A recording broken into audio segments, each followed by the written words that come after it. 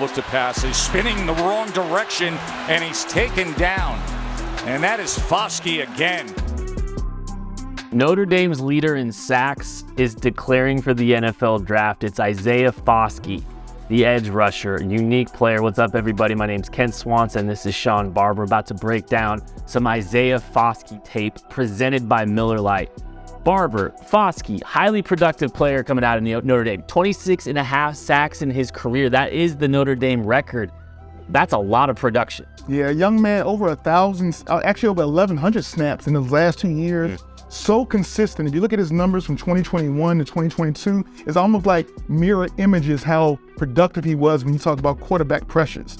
The thing that people don't know about him, he's an awesome special teams player. Multiple block kicks, multiple block punts. This man is a guy that can get it done, and he's going to be a hidden gem because a defensive coordinator is going to look at him as a starting edge rusher, but a special teams coach, he's going to look at him because he can also block kicks. 6'5", 264, dense, powerful athlete. He showed up at the NFL Combine, but he's got great tape too. Let's check it out. Burmeister looking downfield, here they come. On the run, gets away, can't get away twice. Big chase there by Isaiah Foskey, who came in with 5 sacks on the year. Isaiah Foskey, a highly productive edge rusher, played as a stand-up, played, in a 3-point stance, versatile player, and obviously very productive at Notre Dame. It's going to be very interesting to see how defensive schemes, defensive coordinators use this young man, because I don't think at the next level he's going to be able to play his natural position, the same position he played in college, and then I don't think he's, fluid enough or flexible enough to really learn how to put his hand in the ground and play a true defensive end technique. I think his hips are a little bit high. I think he's thin throughout the middle of his body. I don't know if he can handle the trenches the way a true defensive end needs to. And then when it comes to actually being a bendy, flexible, running the hoop edge rusher, I don't know if he gets all his cleats in the ground. I don't know if there's a lot of questions about, and like you said, the one thing he has the stats. He fills up the stats. But when you get to the film, there is an ounce of stiffness that something about his play and his level of play just doesn't, as a former player, it just doesn't sit right with me. There's something to be said about the production because there's a lot to, it's really hard to get 26.5 sacks in your collegiate career and set the Notre Dame record. But I do think you're watching this sack here, it's a second effort kind of play. It's not something where he was winning quick off the line of scrimmage. He's continuing to work to the quarterback. He's going to get some effort sacks, similar to a guy like, George Karlaftis, gets some of his production from effort sacks. But I think, I would like to see a little bit more of a first step quickness from him. I do think he plays, decently through a tackle. But I think when you're trying to, get him up the arc, I think that's where things get a little bit tricky. And I think it's going to be tough for him to, get off the ball, turn a corner, flexible, be flexible enough to kind of turn that corner. Yeah, K-State had a defense in it. Kind of reminds me a lot about, I think Jordan Willis was his name. He came out of K-State a few years ago, played for the Bengals and played for a few teams.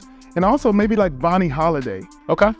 Obviously the pride of UNC, had a run with the Kansas City Chiefs for a while, but just something about the length and the lack of being a knee bender. It's like he's bending at the waist.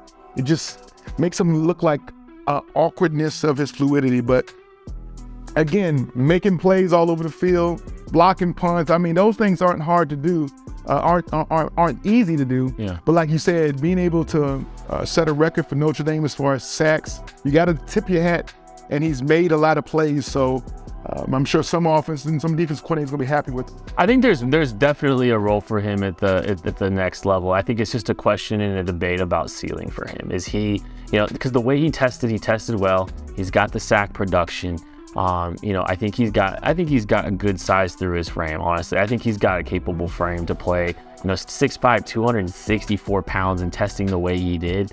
But I just wish I saw all those traits pop up more on tape. And so it's just a matter of what's the ceiling for him as a player and what's the ceiling for him in the draft. How do you feel, where are you comfortable drafting a guy like Isaiah Foskey? For me, I think late round 2 is probably more of where the top of the range for me. Anything earlier than that, I don't know how I feel about. But, down there with the athletic profile, the density, I can feel comfortable taking him in round 2 late. What about you? I mean, listen, all teams, there's a premium on edge rushers. Yeah. So they're going to fly off the board fast. So before you get to it, you'll see his name at the top of somebody's board when it comes to edge rushers. Mm-hmm. Now, where that ends up being, whether you're at the bottom of the second round, the beginning of the third, if you need an edge rusher and he's available and he's the best on your board, then he has to go. So no matter what a grade I put on him, there's a team that needs edge rushers, and there's a lot of them each year in the draft. So you'll see him get drafted probably pretty high because he plays a premium position. Well, if Isaiah Foskey gets as many sacks as he did in his college career during his rookie contract, that team is going to be very, very happy.